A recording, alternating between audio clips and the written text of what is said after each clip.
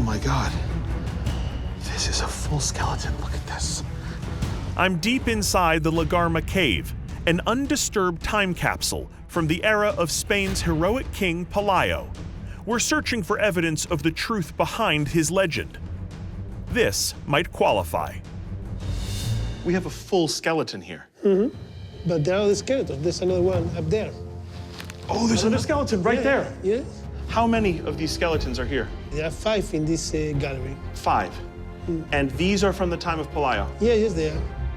The archaeologists have discovered that this chamber is, in fact, an eerie necropolis. The skeletons have been carefully laid out on the floor, surrounded by broken pieces of stalactites in some sort of burial ritual. Wow, unbelievable. I'm trying to understand this. People brought these 5 bodies all the way down here. This whole trip that we've made, they came the same way. Only ropes and torches. Ropes and torches. Think about that. With torches, how scary this environment would be. Yeah. They must have felt like they were venturing into the underworld. Yeah, no doubt. Why? This must have been a kind of ceremonial burial in a way, Yeah, right? it's a funerary treatment. Yeah. Was any clothing found? Was any textiles found? No, it has not been preserved. We did find one thing in the other room, just a metal belt buckle. A metal belt buckle. And what does it look like? It is made of iron with silver and brass inlays, and it has a cross. It has a cross. Yes. So these are Christians? We think so. I mean, there's something very heathen or pagan about this.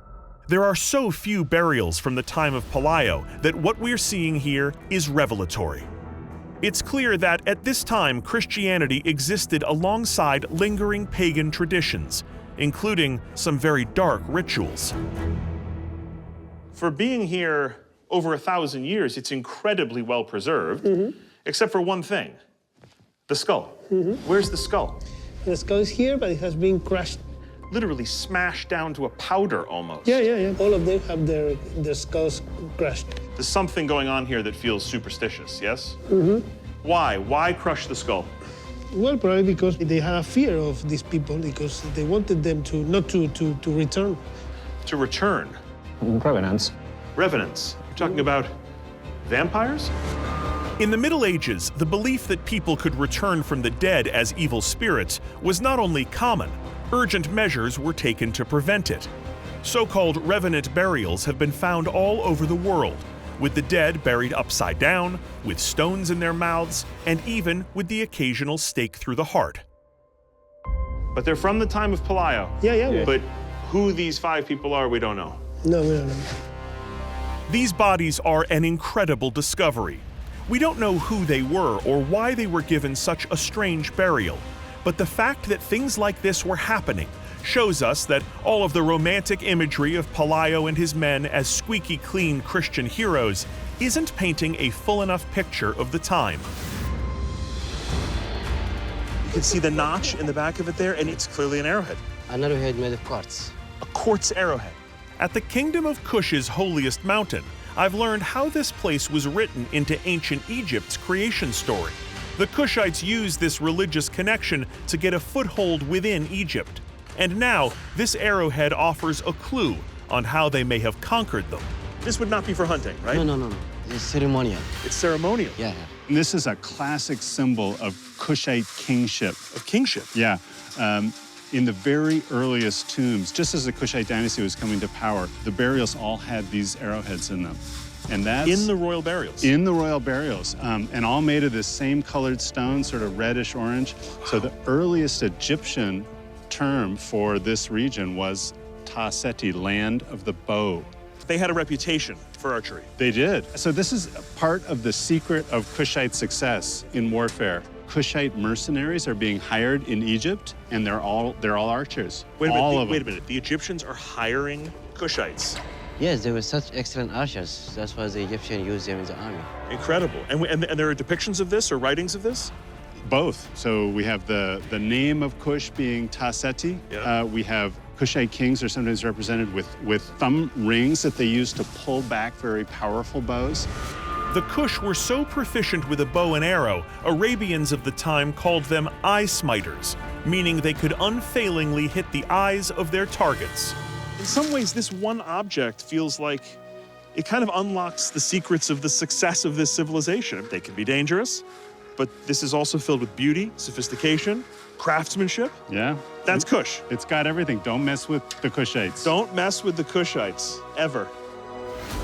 So here at Jebel Barkal, I've seen two of the keys to the Kushites' power, their spiritual authority and military might. The result of this mastery was a century of Kushites ruling as the pharaohs of Egypt's 25th dynasty, and after that, centuries more of Kush kings dominating this region. As we know, a Kush king has never before been found in his own tomb, but that may be about to change. Oh my God, we got something here. More gold leaf? Oh, what is that? Wait, what is this? That is not gold leaf. It's like thimble shaped? Yeah. So What is this? I think I know exactly what this is. This would have been one of the finger or toe caps of the king that they put on him when they buried him. Wait, this is a finger or toe cap that was on the king. Yeah, it's pretty great. This is insane.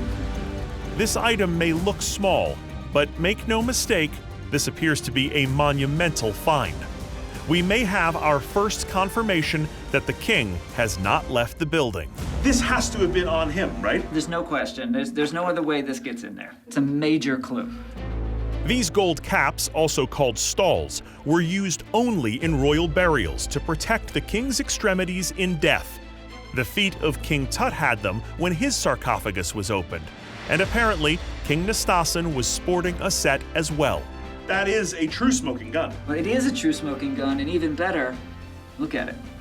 Is there something in it? There's something in it. Could there be bone in there? There should be bone in there. So we need to get this up, we need to clean it up, and then we need to see if we can't just pry this open a little bit and see if there's not some bone in there. So the king is here. The king is in the tomb. Dude, this is incredible. That's pretty great. Should we get out of the tent? Let's go. Okay. In moments, I'm laying inside the doorway to the tomb of King Nastasen. I think I can see the slab. But this view of it will be our last. That silt just kicks up as soon as we come in. God, I can't see anything now. Can't see my hand in front of my face.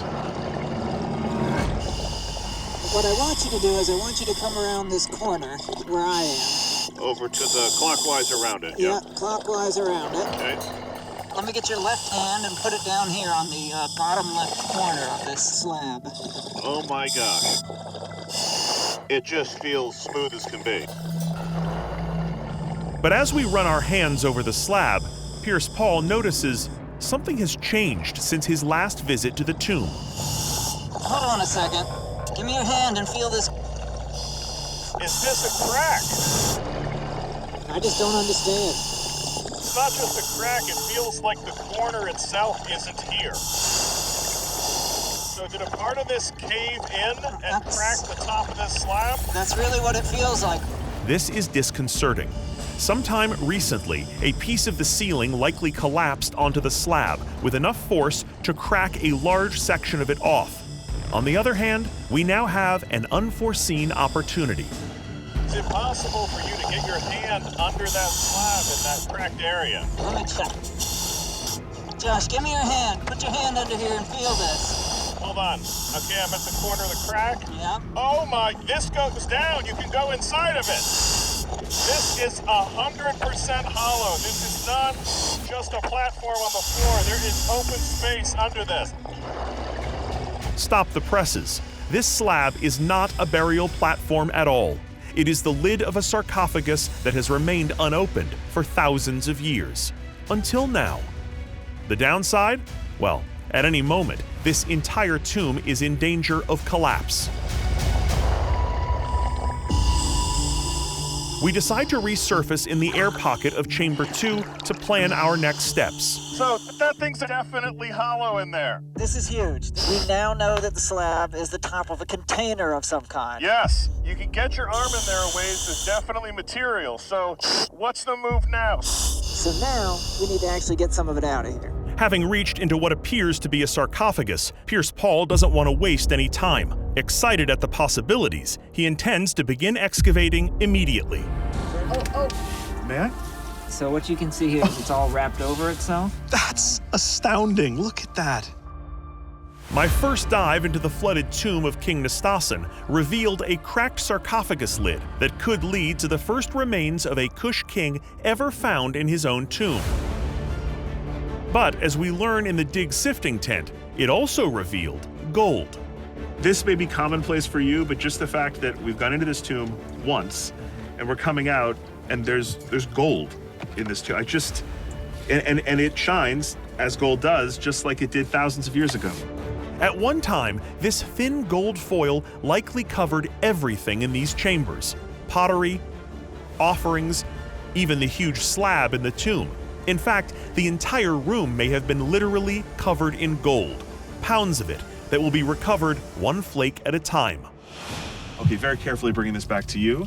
Look what we got coming out here. I felt you hand this to me and I was like, what is this? Incredible. This kind of thing makes Tracy's day. It does. This is my version of gold. Yes. This is more than 2,000-year-old pottery from Nistasan's tomb. It likely held an offering that Nistasan would have used in his afterlife, making it literally fit for a king. And just to think that's been sitting down there in complete darkness for thousands of years. Beautiful. Absolutely.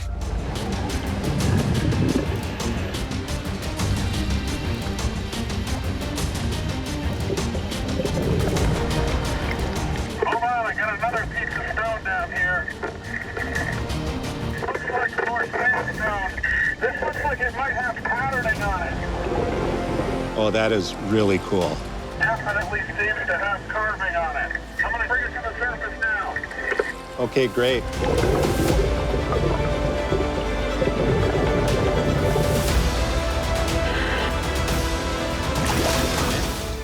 We'll have to bring it to the team and see where it came from. And maybe one of these statues along here. But that's for sure, that's worked sandstone. That's from something. Yeah, this is from something that was carved 1,000 years ago. How about that? Yeah, incredible. Insane. The pattern on the second fragment I found suggests that it may be part of the carved Naga serpent that once encircled the moat. Most importantly, we have confirmed that there are fragments of sculpture in the water here, and have given the team a whole new region in which to search. As for me, right now I have one priority. Can I get out of this water now? Yeah, come on up. You sure? Yes. Dave, can I get out? No, stay in. He's the worst. He's the worst. Millimeter by millimeter, we expose ancient letters from beneath the soil, but making them legible is going to take a little more work. What's the next step? Next step is washing it. Okay. Please. Steve. With the dirt swept away, all it takes is some water and elbow grease for the past to shine through. Wow, look at that! Oh, it's just coming to life. That's unbelievable. Can I see the scrubber? Sure. If it looks like we shouldn't be doing this, don't worry. The mosaic has lasted 14 centuries in a harsh world. A little spit and polish ain't gonna hurt it. Wow.